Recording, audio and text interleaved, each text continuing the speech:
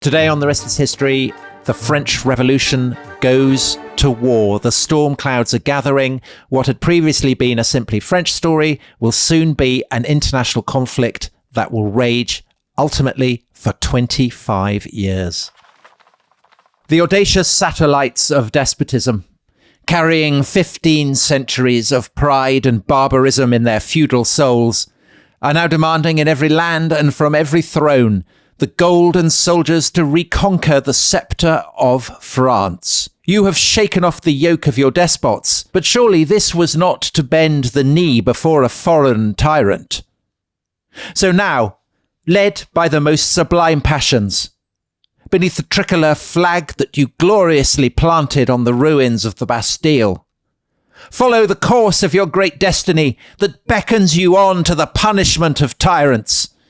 Union et courage, glory awaits you. To arms, to arms. The honour and the salvation of the nation demand it. To arms, to arms. So that, Dominic, was exceptionally rousing rhetoric. I think brilliantly ventriloquised by me, pas moi. And it was Pierre who was addressing the Legislative Assembly in Paris on the 3rd of January, 1792. And what he was doing there was saying, let's have a crack at the Austrians. He was indeed. Yeah.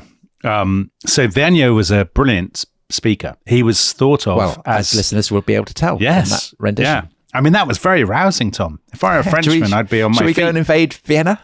Right, exactly. So he was thought of as the best orator of the entire French Revolution. The Cicero of the Republic. Yeah. We haven't mentioned him before, but he was one of the leading lights in a new faction, which will appear in today's episode. Waves of factions. Yeah, we've got so many factions. So they were called the Girondins, and they're really the party of war. And this is going to be a transformative moment in this whole story, and will change the course of the revolution completely, but not merely a transformative moment for the French Revolution. This is a transformative moment in world history, because this is the beginning of a war that everybody thinks will be home by Christmas. And actually, it lasts for almost 25 years off and on, totally redraws the map of Europe and costs millions of lives. It's not just Europe, actually. It's a genuine world war. Yeah. So this is the road to Waterloo being set off in here. It is the road to Waterloo. Yes, that's how we should brand this series. The road to Waterloo. And nobody in the assembly that day, listening to Vergniaud speak, has the slightest semblance of an inkling of what is coming. Because what people often think about the First World War, that people went to war with great enthusiasm and hurrah and let's do it. This is actually true of this, isn't it? There's great enthusiasm for it. Far more so. People go into this war with much greater... there's none of the foreboding that you have in the road to the First World War. There is none of the sense of apocalyptic doom. In fact, there is, as that speech suggests. Well, there is a sense of apocalypse, I think. A sense that good and evil will be engaged in a titanic confrontation and that the forces of good will triumph. And that is what is animating Vergniaud's language. I mean, he thinks of himself as a Cicero, but he is also absolutely part of that kind of apocalyptic Christian tradition. You're not wrong, Tom. You're never wrong when you bring out the being part of a Christian continuity, are you? Yeah, but it's the fusion of the classical and the Christian, I think, does so much to explain what makes this revolutionary tradition so instantaneously potent. Yeah, I think you're right. People talk about it being new, and it is. The sense of novelty is part of the excitement, but it's a novelty that people have been conditioned to accept. So how do we get there? How do we get to war? Well, remember where we ended last time. We ended on the 30th of September, 1791. The Constitution has been agreed. The National Assembly has met for the last time and gone home. And Louis has promised to knuckle down as a constitutional monarch. A promise that, as everybody listening to these podcasts will know, he fully intends to break. Meanwhile, the great revolutionary club, the Jacobin Club, has split into two. The moderates have all walked out and set up their Feuillants Club under Antoine Barnave and his friends, who appear to be the people in charge. And that has left the Jacobins as a kind of rump club, and its big star is Maximilien Robespierre. So let's pick up straight away. The new assembly, voted for by sort of taxpayers, property owners, meets for the first time at the beginning of October. It's got 742 members, and they're all new people because the old people have said they're not going to stand for the new assembly. So these people are even younger than their predecessors, even less experienced, and more likely to not come from Paris, but to come from small towns. So only a tiny fraction of them live in Paris. So they are outsiders. That's a bit of an obstacle when you're in the middle of this capital, seething with tension. Another big handicap for them, they've only been elected by a tiny, tiny turnout. So there were sort of strict property thresholds for who could vote. And the turnout anyway was terrible. So in some areas, it was only 10%, 11%. In Paris, it was only 14%. So actually, they have not got much of a mandate, you would say, not much of a popular mandate. So in they go. And straight away, the factionalism, you were kind of chuckling when I said we were about to introduce the Gironde as a new faction. The factionalism starts straight away. They arrange themselves very self-consciously. The radicals on the left, the more conservative on the right. This is obviously the French Revolution, the first time this has ever happened. About 4 out of 10 of them, historians think, are feuillants, moderates who back Barnave and co. Another 4 out of 5 are in the middle. They're called people call them the plain because they sit in the kind of the bottom of the assembly, and they can be swayed one way or the other. And that leaves about 2 out of 10 maximum who are radicals, members of the Jacobin Club. And the big difference is not one of background and social class and that stuff. It's actually kind of temperaments and ideology. The feuillants think basically anarchy is very dangerous. The streets are dangerous. Moderation is all. And the Jacobins think the common people are the incarnations of virtue. Poor people have wisdom, and decency that richer people don't have. And we should embolden them and enfranchise them as much as possible. So they're populists. And this is a reversal of the traditional way of understanding things, isn't it? That it is wealth and education that brings you the expertise that enables you to run a government. Yeah. And the Robespierre position, the radical Jacobin position, is that it's precisely the lack of that. The fact makes the poor more honest in a kind of Rousseauist manner. I just literally scribbled down Rousseau. Yeah. They look into their souls, and what is written on their souls is worth a million times what people have learnt in salons and so on. So that they've obviously got this from Rousseau, and Rousseau obviously got it from a bloke in the Middle East in round about the turn of the reign of the Emperor Augustus, didn't he, Tom? Is that correct? The last should be first, and the first should be last, and all that kind of business. Clearly, there are elements of that, yeah. So there's this ideal. I mean, they're all idealistic, by the way, in different ways. I mean, you could be a moderate or a radical. They're all pretty idealistic, but from the moment they sit down, they're facing massive, massive challenges. I mean, France is in an absolute mess. Let's not underestimate that in the autumn of 1791. Half of the clergy are effectively in open, defiance of the civil authorities because they have refused to swear this oath to the civil constitution of the clergy.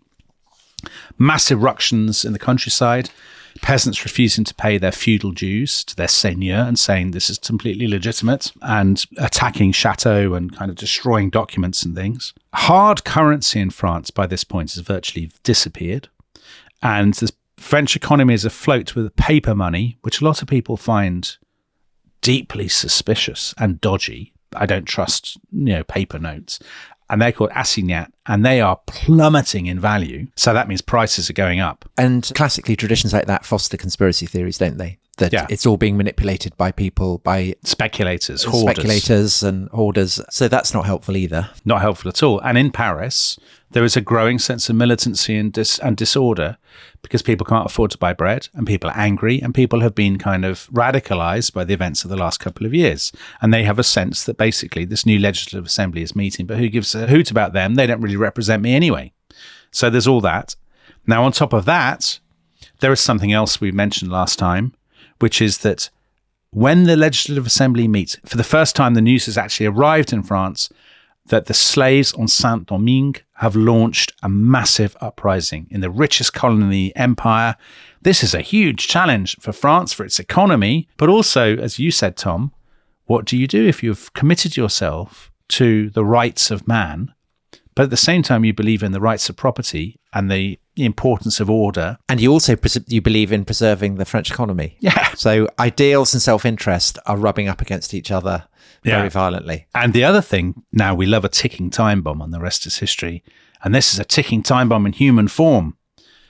It's Marie Antoinette and Louis XVI who are determined to overthrow the revolution at the very first opportunity.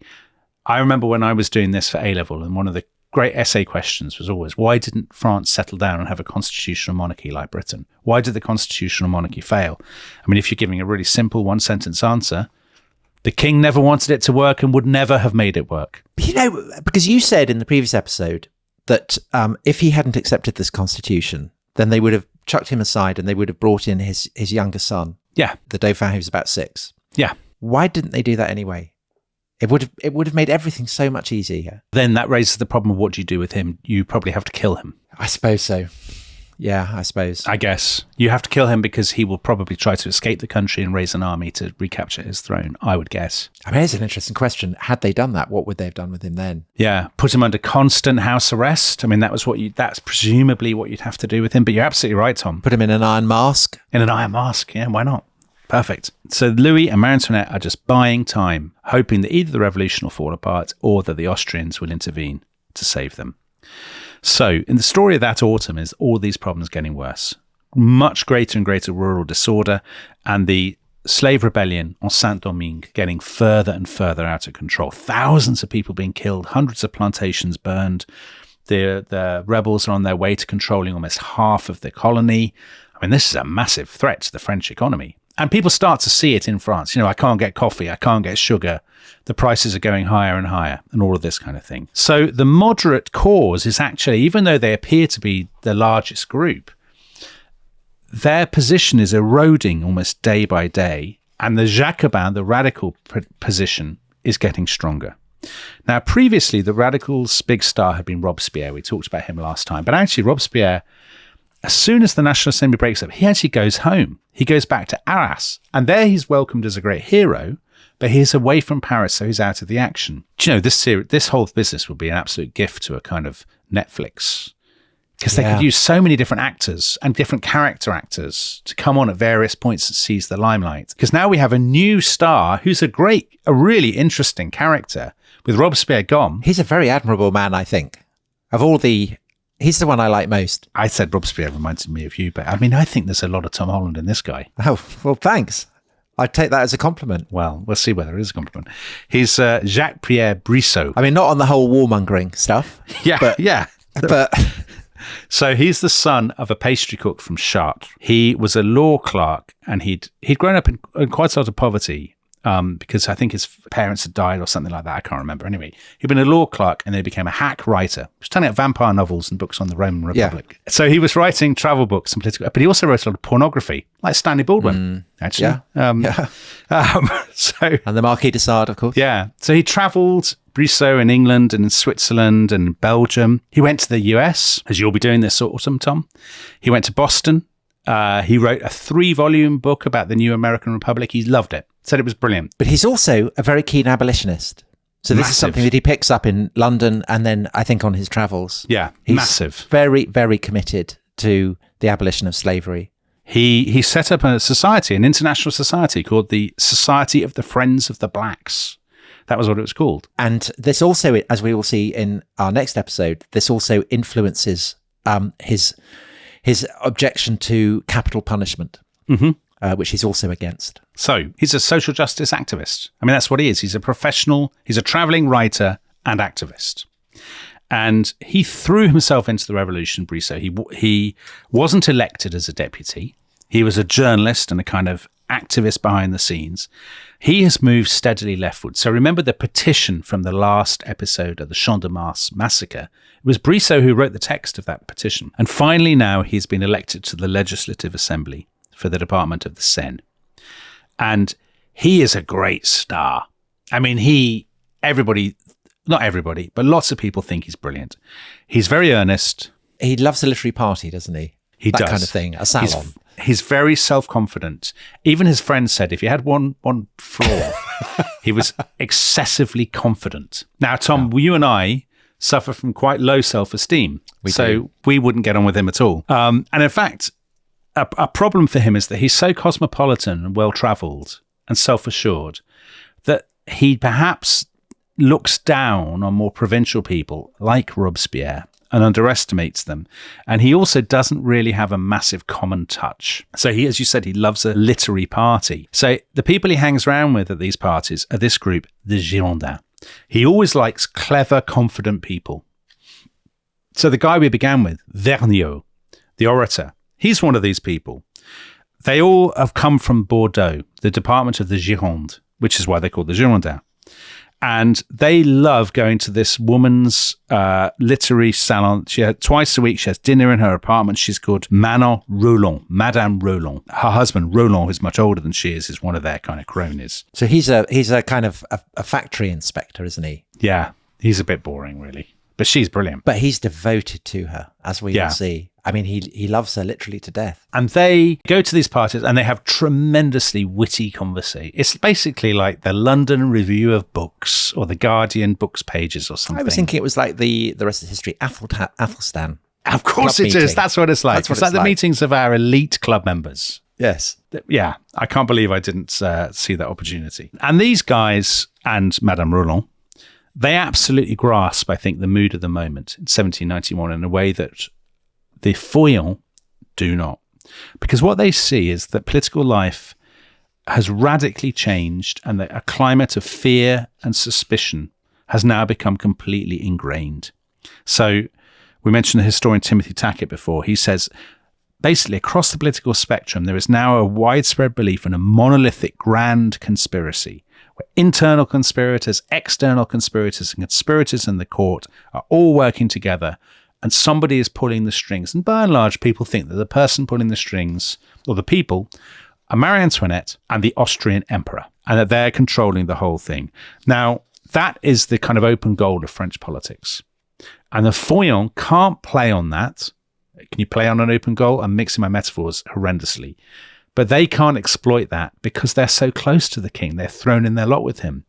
But Brissot, who is really a Republican, he can play on it. And he's determined to do it. And he has a very cunning strategy, doesn't he? It's a very cunning strategy. He will undermine the monarchy by he'll force the king to expose himself. And he's got the perfect issue. And this is the issue of these people, the emigres. So we promised we'd talk about them. So in my imagination of this kind of HBO series, this is the moment when, it cuts from the kind of the pouring rain of Paris to the sun-kissed Rhineland. And I was thinking more a salon again with very, very kind of chintzy cups of chocolate, that kind of thing. So this is the difference between us. Yeah, because you've got cups of chocolate bearers. In my mind, this is where I'd put in the gratuitous nudity. Oh, really? I'd have emigre princes cavorting with Rhineland wenches. That's what I would do. Is that what they were getting up to? No, but you've got to allow yourself a little bit of dramatic license, I think, for it to be a hit series. I think Jacobin radicals are engaging in free love, aren't they? No, they're talking about Rousseau in a very pinched way. That's what I think. But in a Netflix series. I guess so, maybe. Anyway, the exiles. So the first exile really to leave was Louis's incredibly reactionary younger brother, Charles, the Count of Artois. He had gone off. Straight away, hadn't he? I mean, I think immediately after the Bastille. Immediately after the Bastille. And a few people had joined him and there'd been a steady kind of trickle. And by 1791, he has installed himself in Koblenz, which is in the electorate of Trier in the Rhineland. And he is totally... So for all that people may say, gosh, the revolutionaries, terrible people with their conspiracy theories, he is totally open. I'm going to run a conspiracy to overthrow the revolution. And I'm going to massacre large numbers of people. Yeah. So his aim is, and he said this, that if he gets back to Paris, he will subject Paris to the shadow of a terror. Yeah. I mean, He's absolutely upfront about it. Fair play to him. He has been joined by 1791 by his brother Louis Stanislas, Count of Provence. Both Charles and Louis Stanislas, by the way, will eventually become King of France. Mm-hmm. And their relative, the Prince de Condé. So they're there.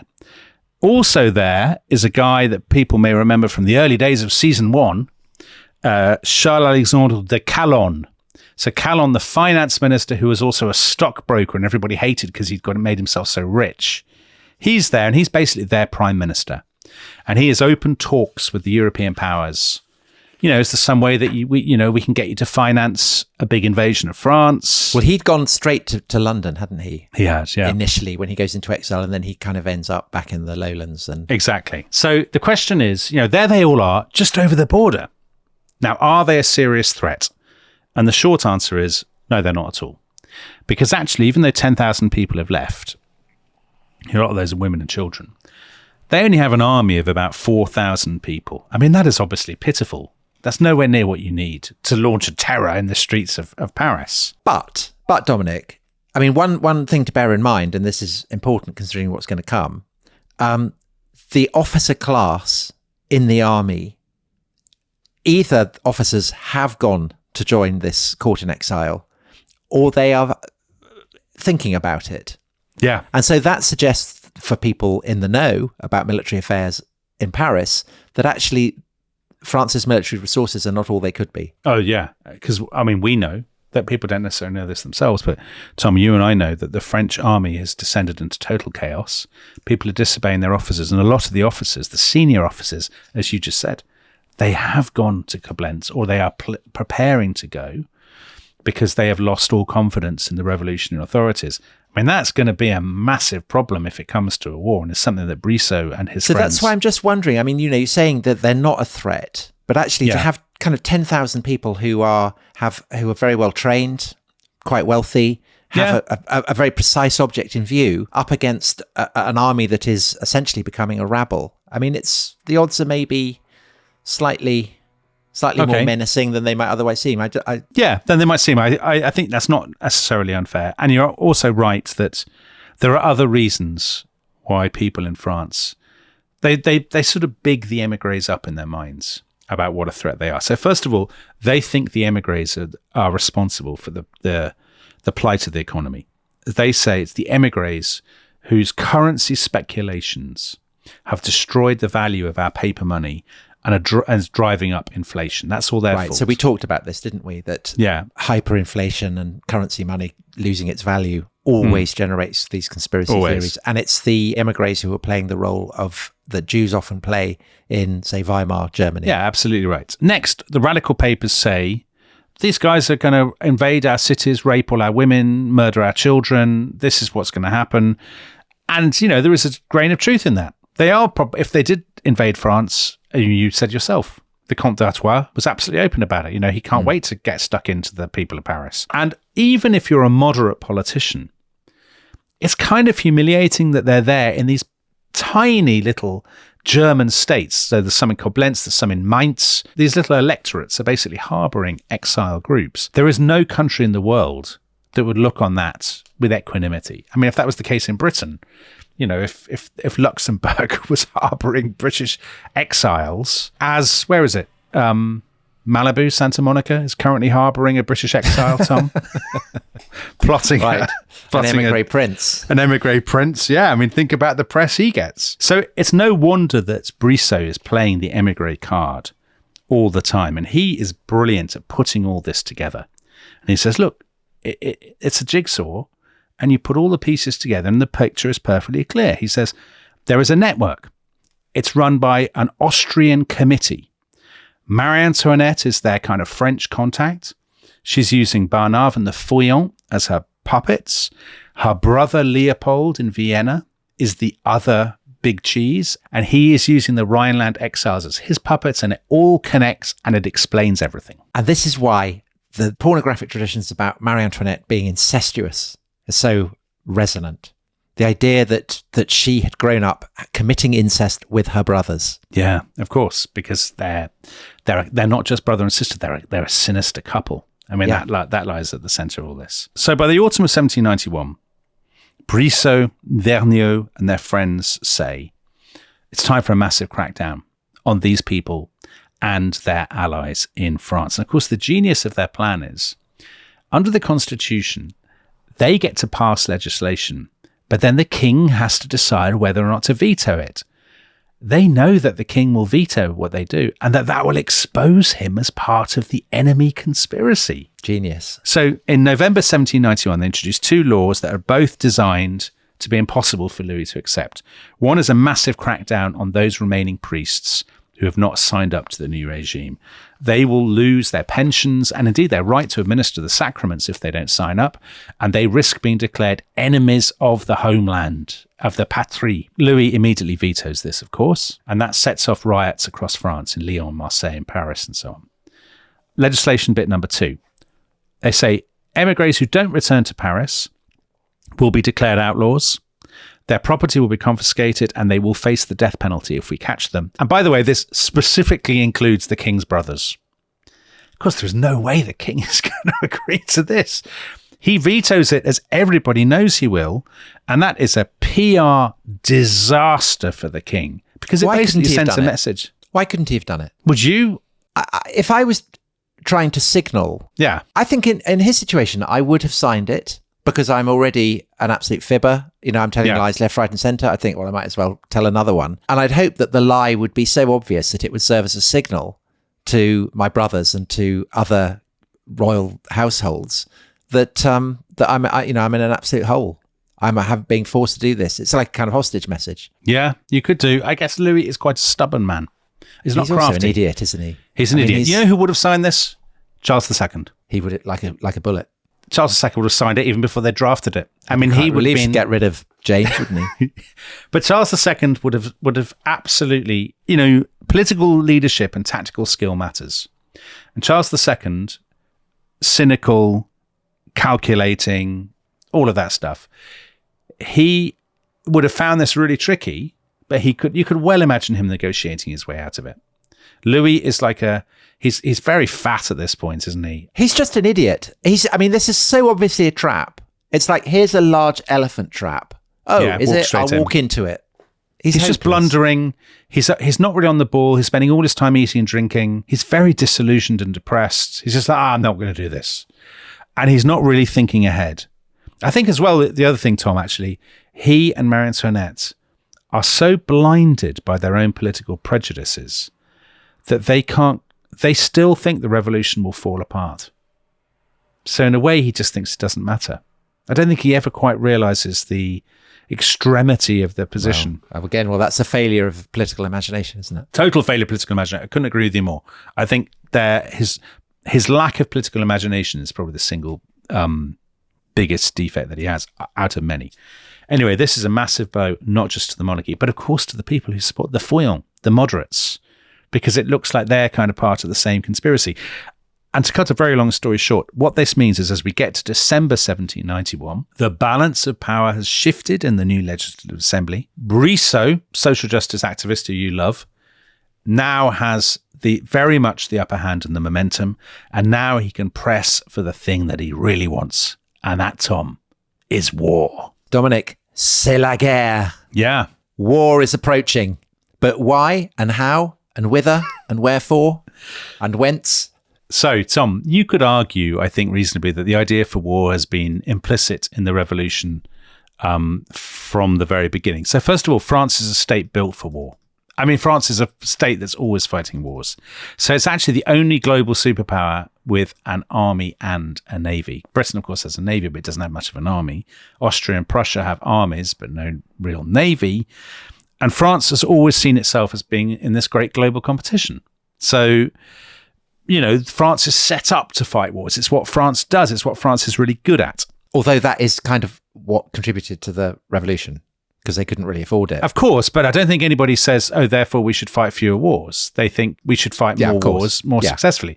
Now, I think another element of this is the revolution is always a universalist mission. So you talked about that in your episode in season 1. And it's quite convenient, isn't it? If you want to go and conquer foreign countries, if you feel that you're doing it on the side of right. If you're fighting on the side of liberty against the tyrants who have enslaved you. I mean, that is the ethos of the revolution. From the very outset, there is this kind of crusading spirit. And as you said, I mean, this derives, people have been primed for this by centuries of Christian ideology. The revolution is absolutely part of that. But equally significantly, I think, again, very much playing to you, the revolutionaries feel themselves the heirs of Republican Rome.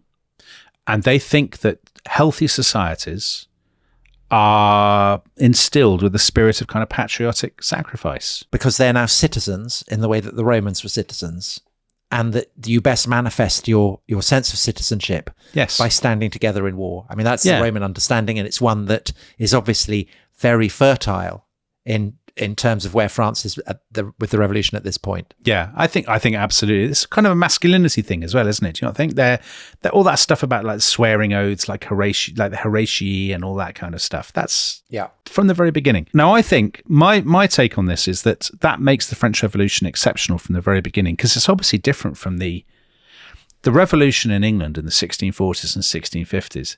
There was never really any expectation that would be exported by force of arms. Well, it kind of is, isn't it? It kind of is to Ireland. To Ireland, but not to continental Europe.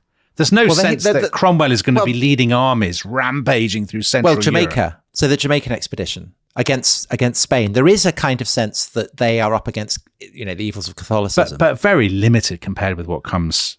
But because in the French Revolution is spilling over beyond its borders from the very outset. I mean, that is why Edmund Burke and Thomas Paine are having this war of words about the meaning of the French Revolution. It's why in 1791 in the summer, on Bastille Day, so we began the last episode, Bastille Day 1791, if we'd begun that episode in Birmingham, Tom, there would have been riots and an inferno as people attack Joseph Priestley's house, and they attack dissenting chapels because they say the French Revolution is because of these sort of lefty free thinkers.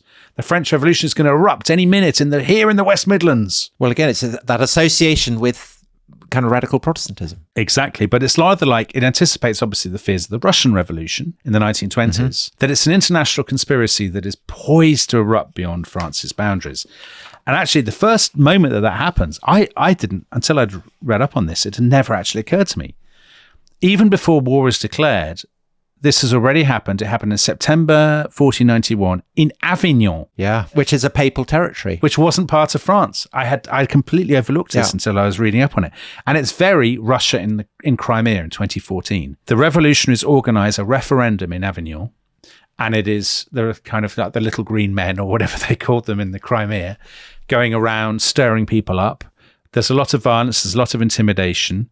And then a month after this referendum, after the French have basically annexed Avignon, there is a load of violence erupts. People protest against the annexation. They say the Virgin Mary is weeping because she's so sad at the kind of sacrilege. The Pope has lost his territory. Yeah. And these women, having seen the Virgin Mary weeping, they're like, well, we should do something about this. They get this bloke who's a leading Jacobin. They beat him over the head with paving stones, and they shove knitting needles in his eyes. That's what Jesus would have wanted. Well, clearly. But in retribution, the local Jacobins round up all these women and their friends. They kill 60 of them, beat them to death with iron bars, and then they throw their bodies down the toilet of the palace. So it's very poor behaviour on all sides, Tom, I think it's fair to say. Yeah. And the revolutionary government in Paris gives the Jacobins all a blanket pardon. Says, well, they've been the real victims in this. They're the real victims, because the knitting needle action earlier on made it all. So, of course, the French generally see them. I mean, this is the interesting thing. We in Britain, because of our own, biases, have always... We don't have biases, Dominic. No, you're right. Because of our objectivity, because of our scrupulous objectivity, we perceive the French Revolutionary Wars effectively as wars of French aggression, France exporting the gospel of revolution. Of course, the French never perceive it that way. From the very beginning, they see themselves, as you said, they're the victims. They think Varennes was a conspiracy, which it was a betrayal. And all through France in this period, 1791, summer, autumn, there are endless rumours. I mean, there's a great one here of the Prince de Condé and the Comte d'Artois are about to arrive with an army of men in black clothes made from the cassocks of... They'd be wearing like priests' outfits, from the cassocks of non-juring clergy studded with death's heads.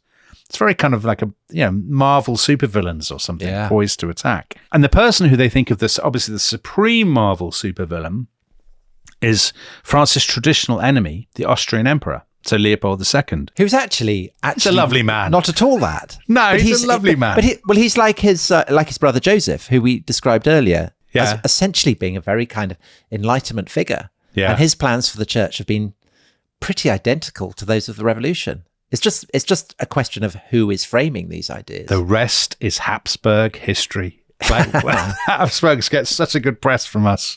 Unbelievable. Where is the order of the Golden Fleece? We're still waiting. There's plenty wrong, but they are not the kind of the monstrous tyrants remotely of Jacobin propaganda. So Leopold is Marie Antoinette's brother. He's sitting there in Vienna, and has he intervened? No. Why hasn't he intervened? Actually, because his empire has got its ructions of its own because of him and his brother Joseph's enlightened absolutism, his attempts to reform the church. Also because the Austrians are too busy fighting the Turks. There's all kinds of stuff kicking off in Poland, where Poland is about to get partitioned. But also Leopold knows that Marie Antoinette is a bit of a head case. He thinks of her. He doesn't think of her as a tremendous person. He actually thinks Marie Antoinette is a bit of a feckless waster. He obviously can't abandon her because she's his sister. So he's just kind of playing a waiting game. And actually what Leopold wants to do, he doesn't want a war. He wants to deter the French from, as he sees it, doing something stupid. Namely attacking him. Yeah. So in August 1791, he meets the King of Prussia, Frederick William II, at this castle, Pillnitz, in Saxony. Because the Count of Artois is there as well, isn't he? And he's not invited. He's not actually invited. No, he turns up uninvited. And he sits around outside. Yeah. And they're like, oh, God, that flipping loser's pitched up as well. So they issue a statement, the kings of Austria and Prussia, and they say, look, the fate of the French king is a matter of concern to all the sovereigns of Europe. We want to see him enjoying his full liberties and rights. Interesting, they're using the words liberties and rights, right? Yeah. And they give a sort of hint that if it all kicks off in France, and if all the monarchs of Europe agree, they would have to give serious consideration to further action or something like that. To issuing a sternly worded. It's very vague. Diktat. And they think that this is like just a little kind of warning to the French. Just calm down. It'll deter them. But it's clearly not a threat. They don't think that it's a threat to invade. Now, the problem is that the Comte d'Artois, as you said, Tom, has turned up and uninvited. He gets this statement. He has it printed from Koblenz and distributed across France with a cover letter in which he writes, the European monarchs are poised to invade. Lock up your daughters. We're on our way, or whatever. With our death heads on priest cassocks. Yeah. And of course, everybody in France says, oh my God, yet more proof of this hideous conspiracy. So that means that when Brissot, who we talked about in the first half, pornographer, hack writer, travel writer, Tom loves him. Abolitionist. Great man for a literary salon. He stands up in October 1791 in the Legislative Assembly. He does a Vladimir Putin. He gives like an interminable lecture in which he says France has been the victim of enemy expansion. We have been humiliated, not in the last few years, but in the last 4 decades. So since the beginning of the 7 Years' War, we allied ourselves with Austria, and Austria never delivered. They've cheated us. They've conspired against us. We have been the great victims in all world history. And it's time for it to end. But, Dominic, just to ask you, the focus of this is Vienna and not London. No, not London. It's really interesting.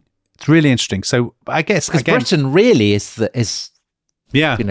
been the most dangerous rival to France. So William Pitt becomes a great hate figure in the 1790s in France, but I get the sense that it's a little bit later that all the rhetoric right now is about Austria.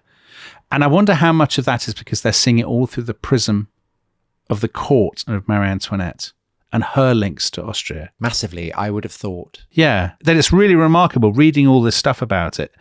The brilliant account of the road to war in Timothy Tackett's book about the coming of the terror. Britain, London are barely ever mentioned. It's all Vienna and Austria. I think that is genuinely because of the understanding of Marie Antoinette as an incestuous vampire at the heart of a great web of conspiracy. But that in itself reflects the fact that Austria for a long time has been France's traditional land enemy. And that in a way the French have often thought about Britain as a subsidiary. I mean, the folly and hubris of it, Tom, as a secondary player. And they will learn. Anyway, so Brissot says, look, it's very Putin-like. We need all these demands answering, he says. We seek redress. But he says, they probably won't give us the redress. And that's fine, because war would be brilliant for us. First of all, he says, war will make us more united. It will restore our finances and public credit. It will put an end to terror, betrayals, and anarchy. It will bring us, and I quote, domestic peace if we fight. Next, he says, war will purge us of sin. Such a war is a sacred war, a war ordained from on high, and like the heavens, it will purify our souls. Extraordinary. War will make us more equal. Quote, by mixing men and ranks, elevating the plebeian, bringing down the proud patrician, war alone can make all equal and regenerate souls. Fascinating. He's using Roman terms there, plebeians and patricians. Well, exactly. And he actually then points, he says, finally, history shows that all free nations are defined by war.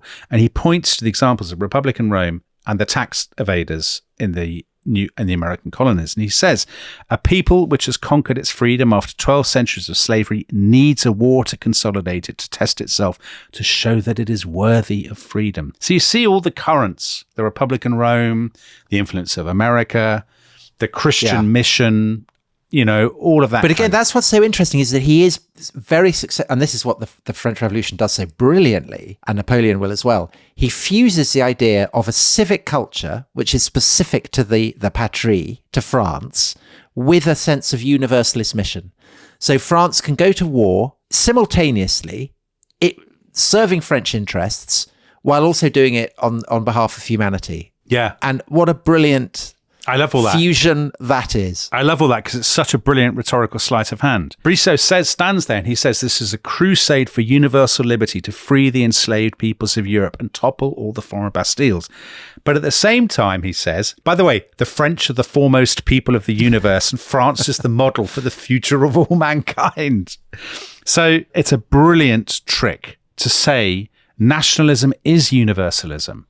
Because if we are the model, then by following our own national interest and conquering other countries, we're actually furthering the cause of liberty. And isn't that lovely? So everyone loves that, or do they?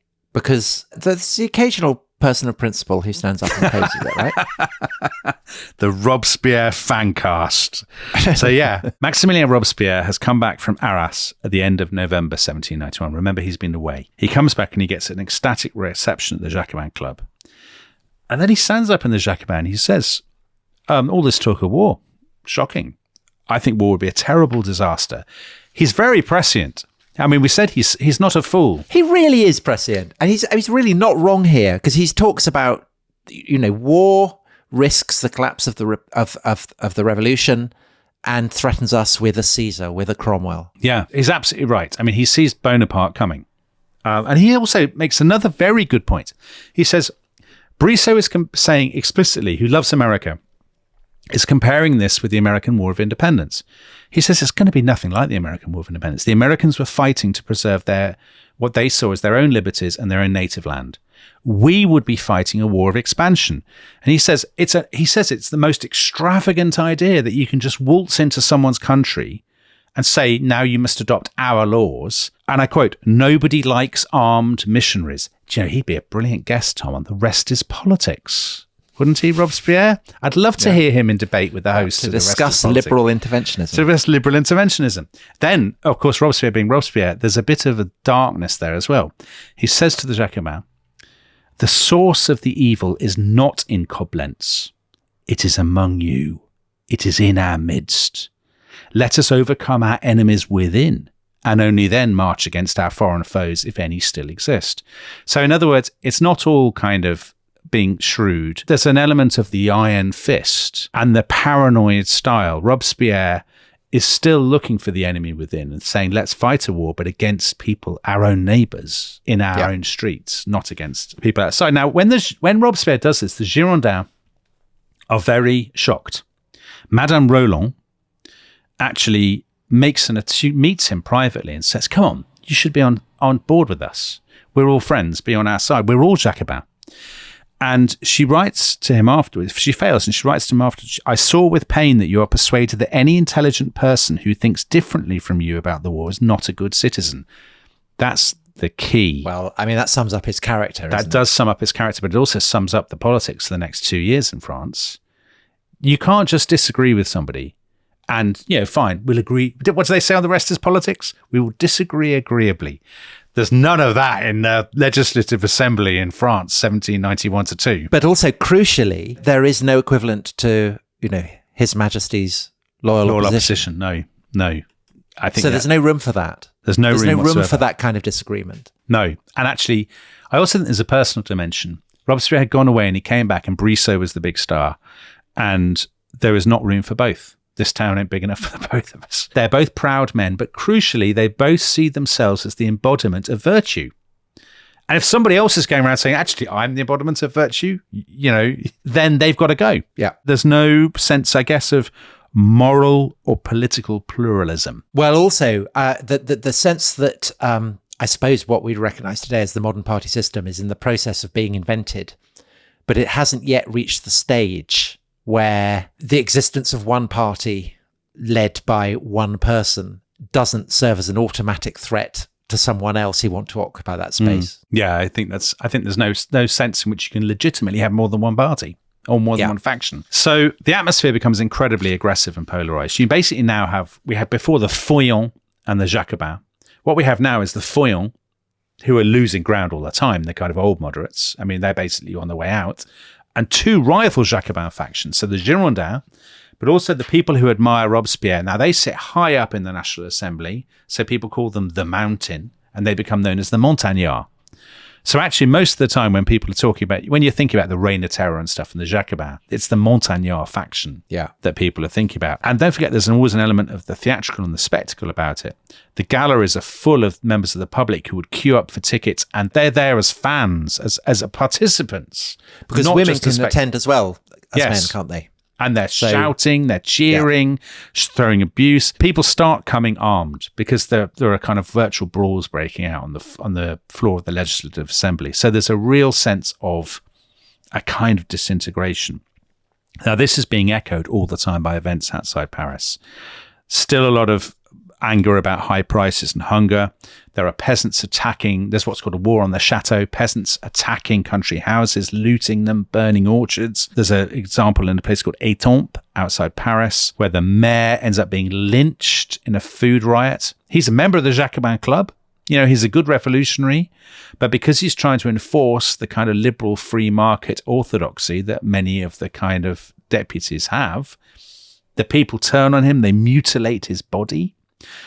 This sets off all kinds of anxieties back in Paris. And actually, the Jacobins organized a festival of law in his honor to try to, make some plea for stability. Now, Robespierre, interestingly, is such he's a brilliant populist. He says, what? A festival of law to honor one man? That says it all about you, that you would rather honor one bigwig than care about the starving masses. His rivals must have hated him. Yeah, of course. They tried to seize the moral high ground only to find that he's got there first. Yeah. Planted his banner on the summit. So he's very Cato, isn't he? Yeah, he is. Very self-consciously, do you know what he is? Imagine. He's a cross between Cato and Tony Benn. I mean, he's like a much more violent Tony Benn. The same sense of incorruptibility, moral austerity, but also the populism that infuriates his own colleagues, which Tony Benn had in the 1970s. Although, so far as I'm aware, he didn't have his penis stung by a wasp. As Tony Benn did. Yeah. Great so fact, point Tom. Of difference. Great fact. Point of difference. I always know that whenever I mention Tony Benn's name, you'll bring out that anecdote. It's one of my favourite moments in your entire oeuvre. Right. Well, anyway. So by the big end of 1791, 1792, I guess the more that French politics fragments, the more that people think that only a war can bring it together. And the interesting thing is that all the different, with the exception of Robespierre, all the different factions and players think a war will be in my personal interests. Because they all have different motivations for thinking that. Yeah. Presumably. So if you're Antoine Barnave, who was the big star of the last episode, Barnave and his friends, the Feuillants, they think a limited war will work in our favour because France is bound to win, and the king is technically commander-in-chief, so everybody will give him credit. Hooray for the king. Yeah. Vive le roi. Vive le roi. Be great, and that'll bring stability. That's obviously madness. Now, Lafayette, we haven't had any Lafayette in this episode yet, Tom. I know you love Lafayette. But he's a great and dashing general. Well, so he, after the massacre at the Champ de Mars, He had stood in elections to be the mayor of Paris, and he'd been absolutely hammered. So, such ingratitude. And he'd gone off in a big sulk to his country estate in the Auvergne. And he thinks, oh, a war, brilliant. Oh, I love wars. I know how to run a war. He thinks, he lobbies for command, and he says, great, a little war in the Rhineland is just my cup of tea. I'll fight this little war in the Rhineland. I'll obviously win a massive victory. I'll get all the credit, and I'll come back as the hero of France. So Lafayette's very for the war. The incredible thing is that Louis and Marie Antoinette want a war. Now, Marie Antoinette was secretly communicating with the Austrian ambassador, and she said, France will get hammered in a war. They've got the army's fallen apart, there's no money, there's no discipline. But she thinks the war would be brilliant because if by a miracle France wins, she thinks her husband, she thinks her husband will get all the credit, which, by the way, I think is bonkers. But she thinks plausibly France will lose, and then the Austrians will march into Paris, and it'll be great. She'll be reinstalled in pomp. She can laugh at all her enemies. I mean, it's bonkers. Absolutely bonkers. She's writing, by the way, to Axel von Fersen. He's still on the scene. And she's sending him all these letters. Well, he's off in Sweden, though, isn't he? Yeah. And she's saying, it's going to be great. There's going to be a war. We'll lose. And I'll be laughing. I think she's mad to be right. I mean, mad of to course be she writing is. to people. We've been quite, I think, by the standards of historians, we were quite sympathetic to Louis and Marie Antoinette in the first season. I think at this point, they are behaving ludicrously. Yeah. Their lack of common sense is nothing could be more criminal than for a king and queen to encourage war against their own people. Louis is writing letters to the emigres saying, and I quote, "It is time for a congress of the principal powers of Europe to invade France. This is the only way of ensuring the evils which beset us do not spread to the other states of Europe." I can't think of many other examples in history of a monarch it's insane. Inciting his enemies to attack his own country in the hope that his own people will be defeated and killed, and he will... I mean, that's mad. Spoiler, we're going to end this series, this season, with the execution of the king. And I would say he's banged to rights. I mean, he clearly has betrayed the country. He's guilty of treason. I mean, you're not wrong. I can't disagree with it. So we get to January 1792. There's a real sense of inevitability. The emigre princes are finally declared traitors and their lands are declared forfeit. And then all that month in January, you began this episode, Tom, reading that extraordinary speech by Pierre. To arms, to arms. To arms. There's loads of this stuff. I mean, Brissot is there in the Legislative Assembly. This will be a crusade for universal liberty. Every soldier will say to his enemy, "Brother, I am not going to cut your throat. I'm going to show you the way to happiness." I mean, it's crazy that they're coming out with this. And people are sobbing, waving their hats, embracing all of this kind of stuff. There's this scene on the 14th of January, 1792, where they all raise their arms and swear an oath. "I will defend to the death the French Constitution against the enemies of Europe." They're basically reenacting the tennis court oath. But people said at the time, it was an even more rousing and exciting moment than the tennis court oath. So they send Vienna, they agree at the end of January, to send Vienna an ultimatum. Leopold must break off all his relations with the exiles. He must promise he'll never ally with an enemy of France. All of this kind of stuff. Now, there's then weeks of negotiations. The French had given the Austrians until the 1st of March, eventually. They said, we must have a reply on the 1st of March. On the 1st of March, Leopold, unfortunately, drops dead. Oh, dear. That's bad timing. Or maybe good timing. Well, yeah. He's succeeded by his son, Francis II. He's very young, and actually he's got younger advisors than his father. And the advisors say, yeah, let's get it on with the French. Come on. This is a brilliant way to start your reign. Oh, the French are in an absolute shambles. Let's have a war with them. And of course... And hasn't Marie Antoinette sent the French plans? She has. I mean... What can you say, Tom? There's parts of me that feels sorry. I said in season 1 I felt sorry for Louis and Marie Antoinette, but this is madness. She has secretly been sending the French military plans to the Austrians. Now, before all this happens, there's a dramatic development in France. We love a dramatic development in France on this podcast. Louis always had the right to have his own ministers. So he chose his ministers, not the Legislative Assembly. His ministers were moderates, fouillants. But in the middle of March 1792, the Girondins basically organised a political coup. They got hold of a load of leaked letters and they read them out that made it look like Louis's ministers were just absolute weaklings and lickspittles and soft on the Austrians and all this. And Louis therefore had to end up appointing a Girondin war ministry. Among them, the one person that people should get in their heads is the new foreign minister because he will be a very important person. He's called Dumouriez. He's in his mid-50s. He is a war veteran. He's a great friend of Lafayette.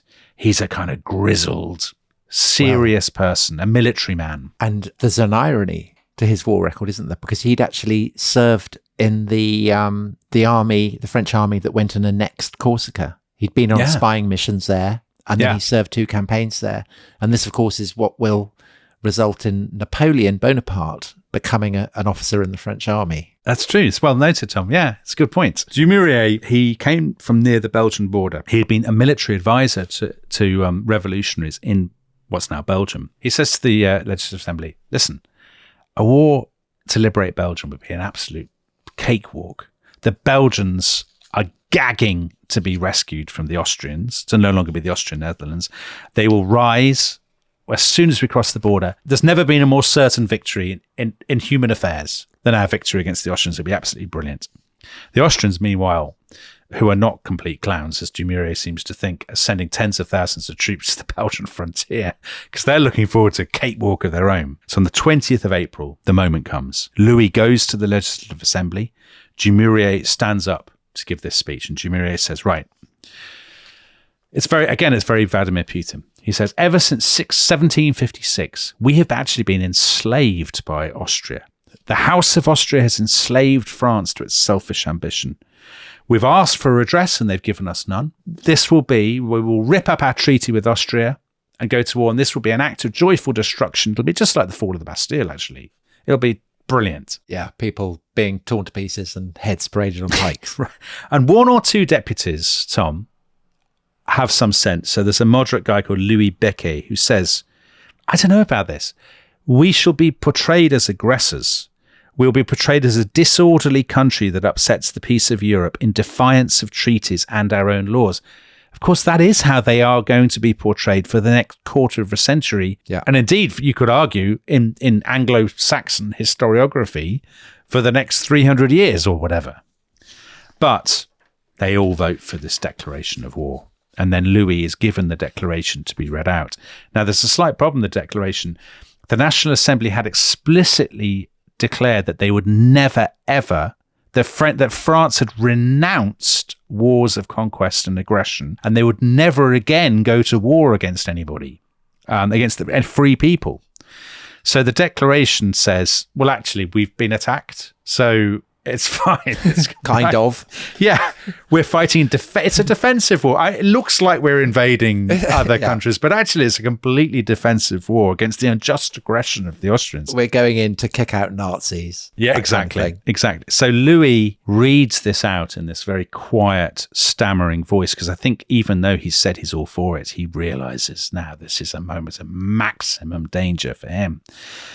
And everybody cheers. There are people crying with joy. I mean, it is very unlike the previous war we did on this podcast, the Great War, where people are nervous, aren't they? And hesitant. Yeah, there's a sense of terrible foreboding. Yeah. Exactly. There was none of that in Paris in 1792. And of course, I think there are a few moments in world history that are more replete with irony. Because, first of all, Robespierre was totally right. There is going to be the rise of a Caesar of a dimension that they cannot even conceive of at this point, meaning Napoleon. But also the irony, Tom, the ultimate irony is that within 2 years, everybody in this episode will be dead. Louis will be dead, Marie Antoinette will be dead, Brissot will be dead, Vergniaud will be dead, Barnave will be dead, Madame Roland will be dead, and eventually, of course, even Robespierre will be dead. And of course, they will all perish as a result of the same identical instrument of execution, which for many people, particularly in the English-speaking world, has really become the symbol of the French Revolution, hasn't it? And that is the guillotine. So you will often get, I mean, we may well call our subsequent episode the shadow of the guillotine, because that is going to be the subject of our next episode. And we'll be taking a slight break from the political narrative just to look at how it is that the guillotine, this kind of great symbol of the revolution and particularly of the terror, how it comes to be invented and how it comes to play the role that it will in the subsequent political narrative that we'll be telling, how it is that all these people end up dead as a result of its slicing blade. So we have that to look forward to, the coming of the guillotine. We'll be back on Thursday, and Tom will be bringing down the guillotine. Au revoir. Au revoir.